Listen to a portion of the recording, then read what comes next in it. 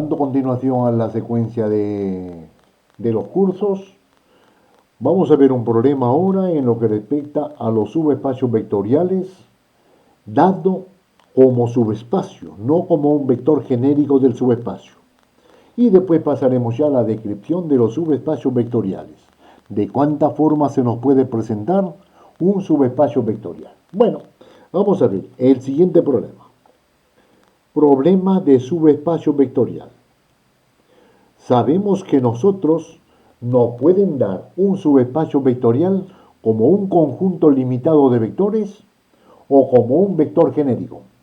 En el vídeo anterior hicimos un problema con la fórmula del vector genérico. Y ahora vamos a ver cómo subespacios de vectores.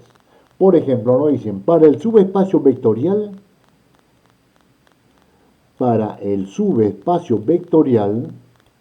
de R3, y nos ponen el F, se llama así el subespacio, el primer vector 1, menos 1, menos 1, el segundo 2, 0, menos 3, y el tercero menos 1, menos 1, 3. No, menos 1, menos 3 y 3. Eso es lo que tenemos ahí, como los vectores un conjunto limitado de vectores. Y con eso nos piden calcular su base, la dimensión y un espacio generador.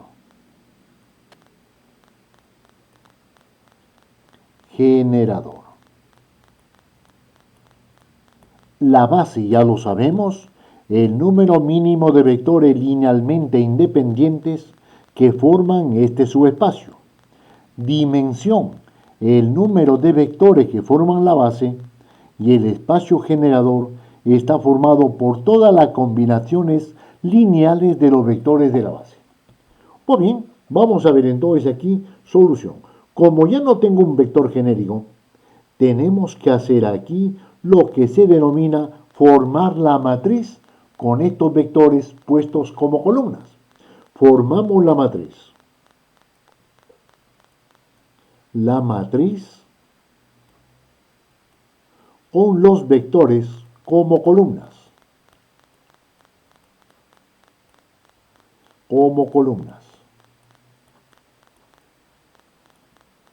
Y esa matriz llamémosle M, M de F, y esto será. Ponemos este como primera columna porque tenemos el 1 allí para pivotar. Entonces sería 1 menos 1 menos 1. El 2, 0 menos 3. El menos 1 menos 3 y 3. Ahí la tenemos. Y vamos empezando la triangulación, o también llamada escalonando.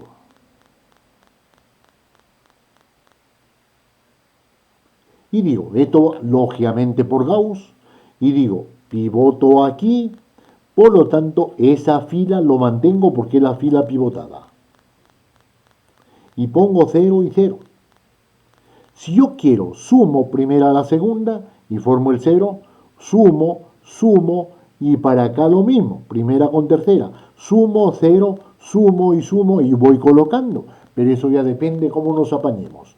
Vamos a aplicar los Gauss y diríamos, pongo 0 y 0, y los valores que le corresponden en cada lugar. Para esta posición con el 0, 1, empezando con el pivote, 0 menos esta diagonal, o sea, 0 menos 2, 2. Para esta posición con el menos 3, menos 3 menos esta diagonal, menos 3 menos 1, menos 4.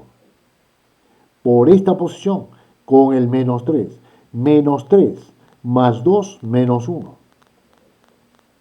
Para esta posición 3 menos 1, 2.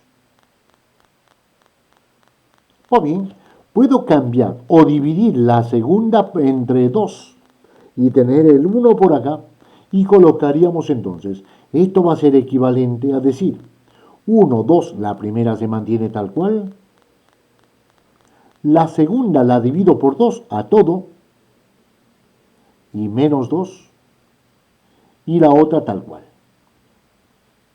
Y observo que la segunda y la tercera son proporcionales. Si la multiplico a la segunda por menos 1, obtengo la tercera. Al hacer pivote acá y hacer 0, la última se me anula completamente, ya que son proporcionales. Y a la final me quedaría triangulando únicamente la primera, segunda fila y la tercera, que es 0. 1, 2, menos 1, 0, 1, menos 2, 0, 0. Esta última fila la puedes verificar poniendo 1 como pivote y el 0. A la izquierda se mantiene. Y en esta posición sería 2 más, esto sería 2. Menos con menos da más. Cambiando el signo, menos 2. 2 menos 2 me da 0. O sea, la tenemos allí. Por lo tanto, este pivote y este pivote. Escalonado está. La tenemos allí.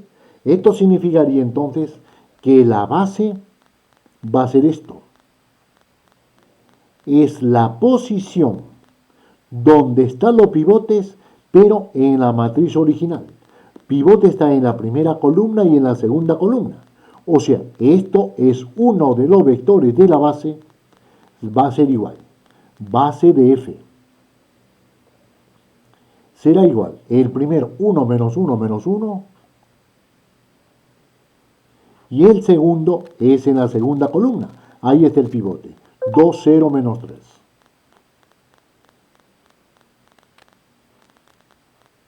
Ese es lo que tenemos. Ahora, la dimensión de F. Como yo tengo la matriz, puedo decir de que la dimensión son dos vectores, el número de vectores. Pero también se puede decir es el rango de la matriz de esos vectores. Rango de la matriz M. Y esto será el número de filas que no se han anulado, 1, 2, rango es 2. Que lo mismo, dos vectores. Y ahora el espacio generador, que la podemos decir así, el G de F será la combinación lineal de todos los vectores, primero los de la base y toda combinación lineal de los de la base, que lo colocaríamos el 1, menos 1, menos 1, el 2, 0, menos 3, y toda combinación de estos dos, en forma genérica, alfa por el primero, más beta por el segundo, donde el alfa y el beta serían números reales. Todo esto sería el espacio generador. Ahora, si a mí me dan un espacio que muchas veces se coloca no con una L, sino con paréntesis angulares, pues es lo mismo.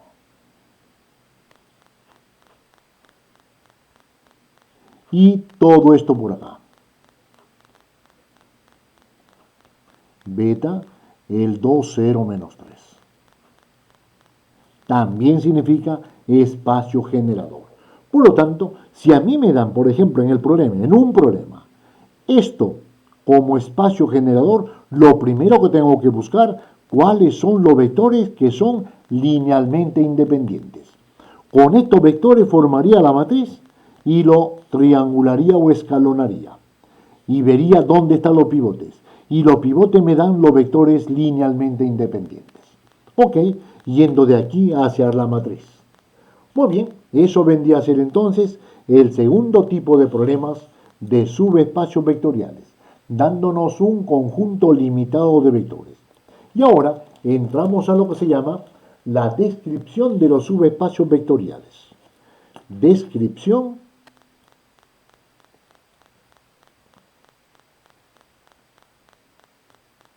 de subespacios vectoriales. Siempre hablando de un mismo vector, de un mismo espacio vectorial. Pues bien, entonces digo, un subespacio vectorial se puede dar de tres maneras.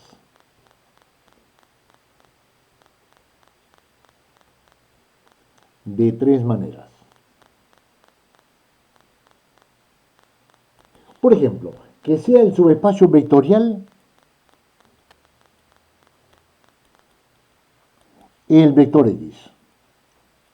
Y eso formado por las componentes x1, x2, hasta un x sub n. Sub n. Esto sería las componentes o coordenadas genéricas del vector X. Genérico. Entonces, la primera de las maneras sería entonces dando su base o un espacio generador. Dando su base o un espacio generador.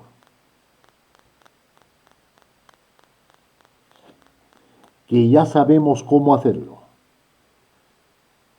Que nos pueden dar como un vector genérico y sabemos cómo calcular su base.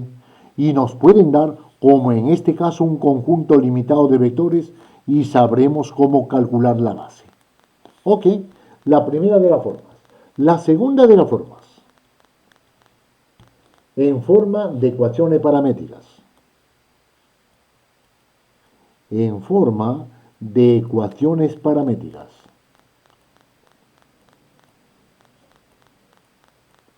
Paramétricas. ¿Qué significa en forma de ecuaciones paramétricas? Que cada una de las componentes, llámale x sub i, nos saldría en función de parámetros. Parámetros.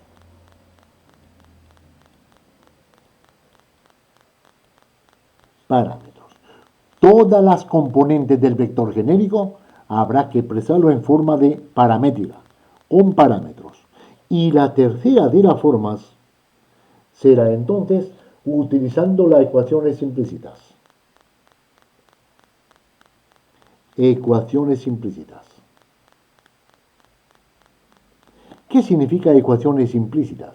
Significa ecuaciones implícitas, que son ecuaciones que nos relacionan las componentes de un vector genérico. Ecuaciones que nos relacionan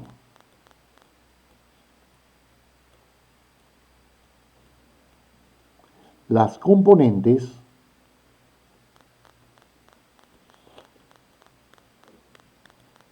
de un vector genérico.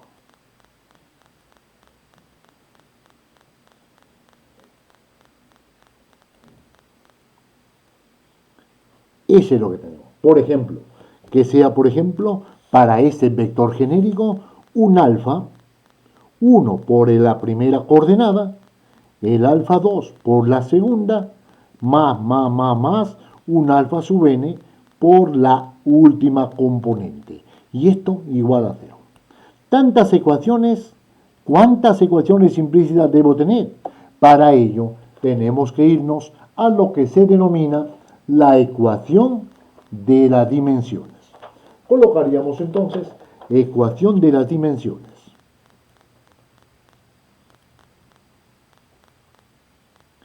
Esas ecuaciones de las dimensiones nos permiten a nosotros ver si vamos viendo bien en la solución de un problema o algo está fallando. Y las ecuaciones de las dimensiones serían entonces el número de parámetros de la paramétrica o la dimensión del subespacio vectorial es igual al número de parámetros de la paramétrica, el número de parámetros que use en las paramétricas. Parámetros. Y esto va a ser igual a la dimensión del espacio vectorial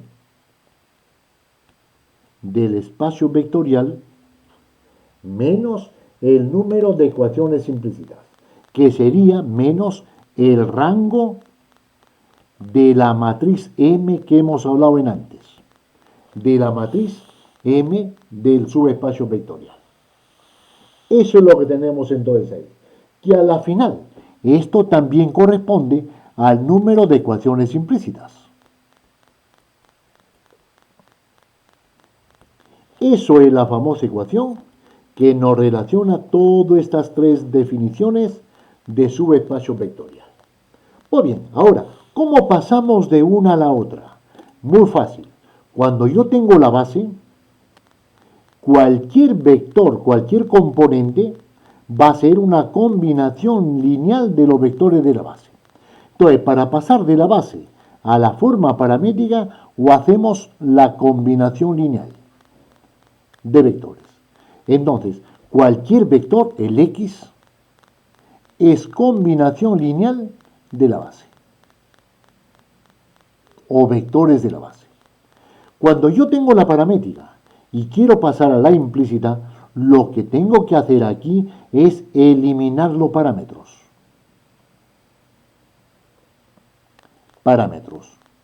Y así, eliminando parámetros entre las ecuaciones de todas las componentes, me quedo con una ecuación, una, dos o más, según sea el rango de la matriz, ecuaciones implícitas, eliminando parámetros.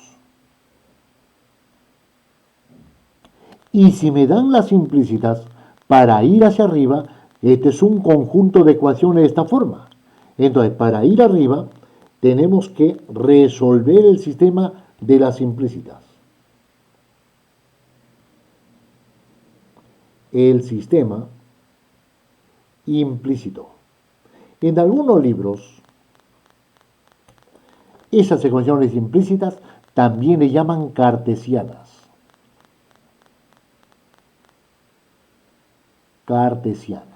Ok, y así llegamos a la paramétrica. Y una vez que llegamos a la paramétrica, de nuevo, por combinación lineal, llegamos a la base. Esto sería el mecanismo a seguir cada vez que nosotros tengamos que pasar de una base a la paramétrica de un mismo espacio, subespacio vectorial, o de las paramétricas a las implícitas del mismo subespacio vectorial. Ya veremos entonces aplicaciones de toda esta parte que nos lleva a la definición y descripción de los subespacios vectoriales.